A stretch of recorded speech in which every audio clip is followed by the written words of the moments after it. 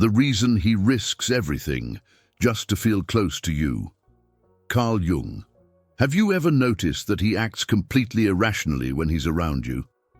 He abandons important commitments, risks his marriage, ignores the devastating consequences that this can bring to his life, and even so, it keeps coming back. Sounds crazy, doesn't it? But there is a deep psychological reason that explains why some men are able to put everything on the line just to feel their presence, their gaze, their energy. It's not just physical attraction. It's not just desire.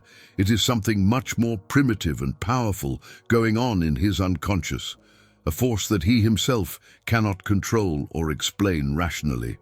Carl Jung discovered that there is a hidden psychological mechanism that makes certain men become completely obsessed with a specific woman to the point of destroying their own emotional and social stability. In this video, you'll find out what really happens in his mind when this obsession takes hold, why he can't just stop, and what it reveals about the male psyche that most people will never understand. 1. The woman who awakens his hidden side. There's something about you that acts as a master key to parts of his personality that have been locked away for years. Jung called this the anima, the inner feminine dimension that every man carries in the unconscious, but which usually remains dormant, repressed by societal expectations of strength, control, and rationality. When he finds you, this forgotten part of his soul awakens violently, and it's as if an ancient thirst has finally found water after decades in the desert. You're not just an attractive woman to him. You represent emotional and psychic aspects that he does not know in himself. Perhaps it is the spontaneity he has lost in taking on adult responsibilities. Perhaps it is creativity that has been stifled by corporate work. Or the emotional vulnerability that he learned to hide since he was a child, when he was told that men don't cry, don't feel fear, don't show fragility. All of these missing pieces of his identity are alive in you, and when he's in your presence, it's like he can finally take a full breath for the first time in a long time. The tragedy is that he doesn't consciously acknowledge it. To him, it seems only an inexplicable magnetic attraction, a desire that consumes all rational thought. But deep in the psyche, what's really happening is a desperate encounter with rejected parts of himself. You become the mirror where he finally sees who he could have been, who he still wants to be, all the possibilities of life that have been abandoned along the way. This awakening is neither gentle nor controllable. When repressed aspects of the unconscious emerge with this intensity, they bring a compulsive energy that nullifies common sense. That's why he acts in a way that feels like pure self-sabotage, cancelling important appointments, lying to people he loves, creating absurd, risky situations. The part of him that was asleep doesn't care about social or moral consequences. She simply wants to live. She wants to feel. She wants to fully exist after being buried for so long. You didn't ask to carry that psychological weight. It is not your responsibility to be the receptacle of his unconscious projections. But understanding this dynamic helps you understand why the intensity of his behavior seems disproportionate. It's not about you as a real person. It's about what you symbolize in his inner universe. You have awakened something that was hungry for existence, and now that inner strength demands to be fed, no matter the cost. It is a primitive psychological process, prior to logic, prior to morality, prior to any rational consideration of right or wrong. 2. Because he can't just forget you. The human brain has not been programmed to easily forget what the unconscious has marked as essential for psychic survival. When he tries to rationally move away from you, he is fighting against internal forces much older and more powerful than the prefrontal cortex responsible for logical decisions. It's like trying to convince the body to stop feeling hungry through willpower alone. Technically possible for short periods, but unsustainable in the long term. Every memory shared with you has been etched into his limbic system with an intense emotional charge. These are not just ordinary memories. They are experiences that touch deep layers of his identity, psychic places that had been anesthetized for years. The brain interprets these experiences as vital, as if they are necessary for basic emotional integrity. Therefore, trying to erase you from his mind is experienced internally as an existential threat. Jung observed that when unconscious contents are activated by an external person, what he called mystical participation is created, a psychic fusion where the boundaries between self and other become blurred. Part of his inner world is now mixed with the image he has of you. Forgetting you would mean amputating pieces of his own psyche, losing access to feelings and possibilities of being that only exist when you are present, even if only in thought. In addition, there is the mechanism of prohibition. The more it consciously tries not to think about you, the more the unconscious rebels and intensifies the fixation. It's the classic paradox. Try not to think about a pink elephant for the next 60 seconds. Impossible, right? The unconscious mind does not process denials. When he says to himself, "I need to forget her," what the brain registers is she, her, reinforcing exactly what should be eliminated. There is also the issue of the unfinished. Psychologically, situations without clear resolution take up much more mental space than those with a definite conclusion. If your relationship has been in a gray area, full of untapped possibilities, incomplete conversations, unresolved sexual tension, his brain keeps processing it in the background constantly, trying to find closure. It's a mental loop that feeds back. He thinks about you because there's no resolution, and there's no resolution because circumstances prevent it. So he keeps thinking, and the cycle repeats itself endlessly. When he finally accepts that he can't just delete you from his mind through conscious effort, a mixture of surrender and panic usually arises. Surrender because it recognizes the futility of the struggle. Panic because he realizes that he has lost control over his own psychic functioning. And it is precisely in this moment of maximum vulnerability that risky behaviors intensify. Because if he cannot control his thoughts, at least he can control his actions, even if these actions are self-destructive. If this makes sense, remember Jung. We risk everything only when the unconscious finds what it was starving for. Click the link pinned in the first comment and see why he risks it all just to feel close to you. 3. The void that only you can fill. Before you appeared in his life, there was a void that he didn't even know how to name. It wasn't obvious unhappiness or diagnosable depression. It was more like emotional anesthesia disguised as normalcy.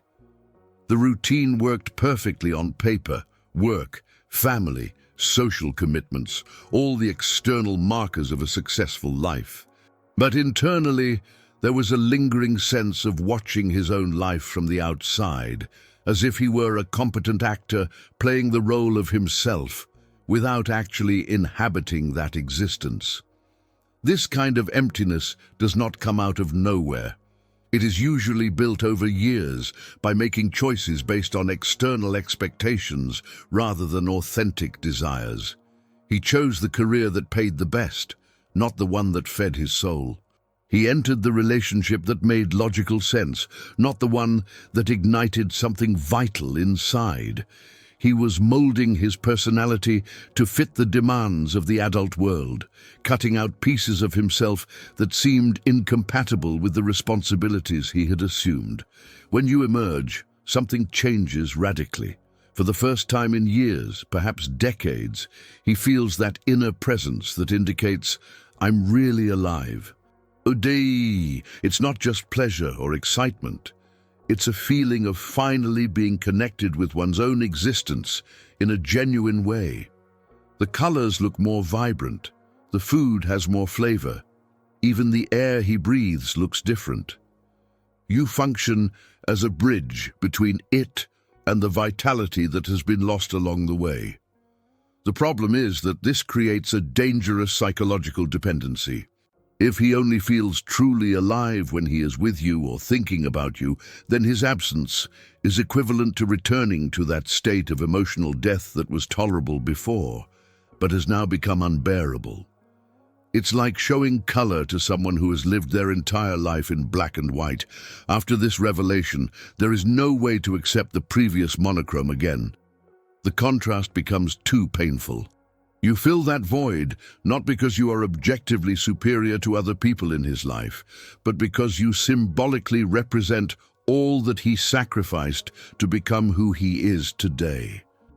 The lost spontaneity, the buried passion, the ability to feel intensely that it has been exchanged for emotional security. When he is close to you, all these abandoned aspects come to life again, even if temporarily. The risk of ruining everything becomes acceptable because the alternative, living without access to that vitality you represent, seems worse than any external consequence. Losing one's job, destroying one's marriage, disappointing important people, all of this becomes secondary compared to the terror of returning to that existential anesthesia. He's not choosing you over his family. You are choosing to feel alive about continuing to function as an emotional robot. It's a distorted equation, even selfish, but it makes perfect sense within the desperate logic of his unconscious. 4. When reason loses to the unconscious. There is a precise moment when he realizes that he has lost the internal battle.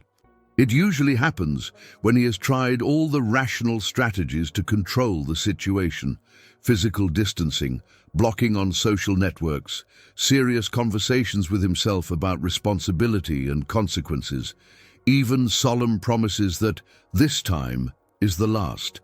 Nothing works. The force that pushes it back to you is always more powerful than any conscious resolution. This defeat of reason is not weakness of character. It is a fundamental feature of how the human psyche operates. The conscious, with all its capacity for planning and logical analysis, occupies only a small fraction of the total mental functioning. Most of the decisions and impulses come from much older regions of the brain, places where there is no morality, there is no fear of social judgment, there is no worry about tomorrow, there is only the primitive impulse to seek what the nervous system has marked as necessary. When he's away from you, the rational mind can build impeccable arguments about why it needs to keep its distance. He lists all the sensible reasons: the current relationship, the children if any, the professional reputation, the financial stability, the values in which he has always believed. On paper, the decision is obvious. But then something happens. A song that reminds you of you, a perfume similar to yours, even a random word you used. And the whole house of cards of rationality instantly collapses. What people don't understand about unconscious impulses is that they don't ask for permission to exist.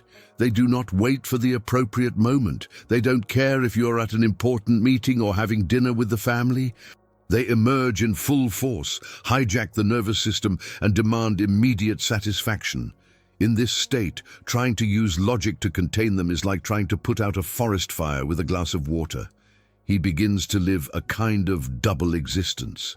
Externally, it maintains the facade of functionality.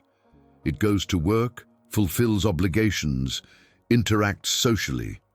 But internally, it is in constant war, expending brutal psychic energy to repress impulses that come back stronger and stronger. It's exhausting in a way that no one around can perceive. People see someone distant, perhaps angry or inattentive, but they have no idea of the titanic battle going on beneath the surface.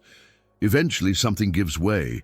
It can be after an especially stressful week, after an argument with the current partner, or simply in a moment of tiredness where psychological defenses are low. The unconscious takes advantage of any gap and explodes outwards.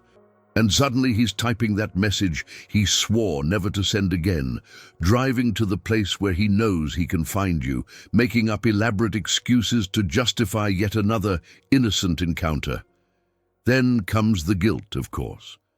The rational mind regains temporary control and bombards it with recrimination.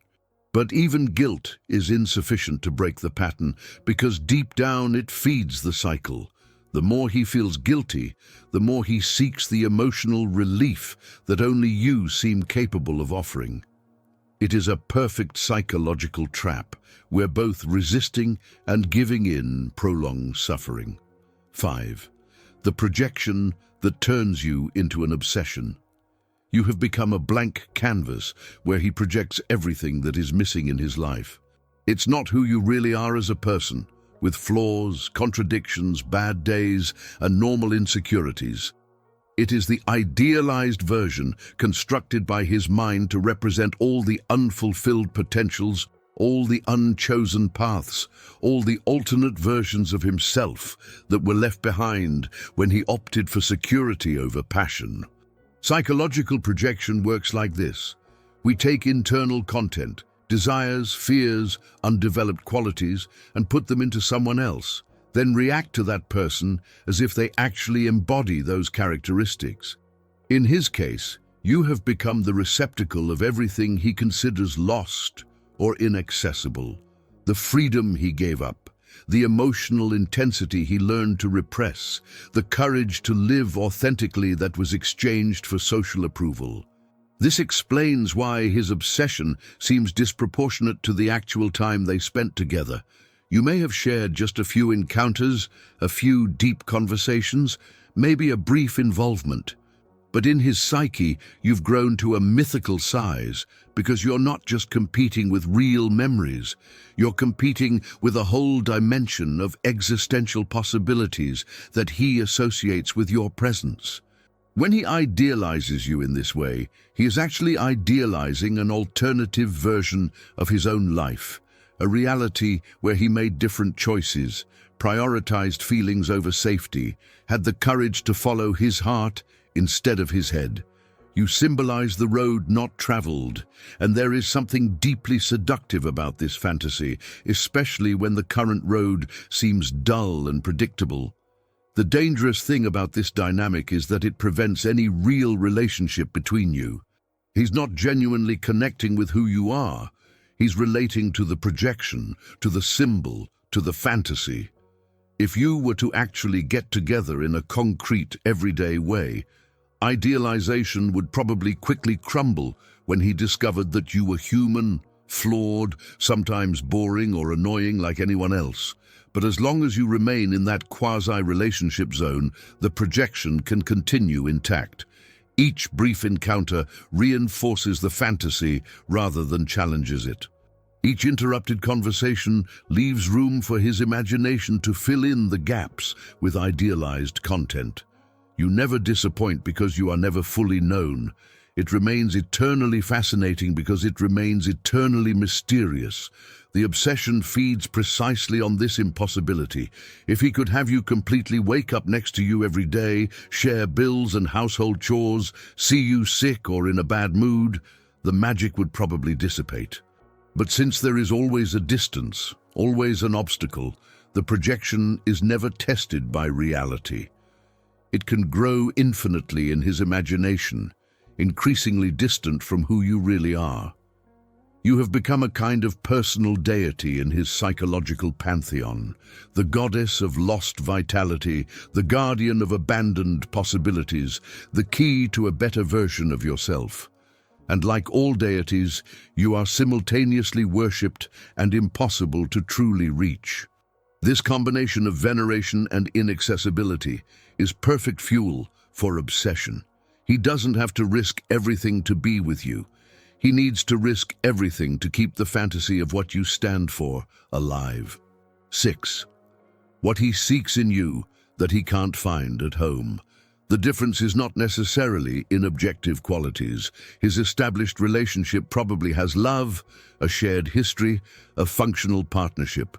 But it lacks that electric charge of unpredictability, that sense of discovering someone new, that delicious tension between desire and mystery.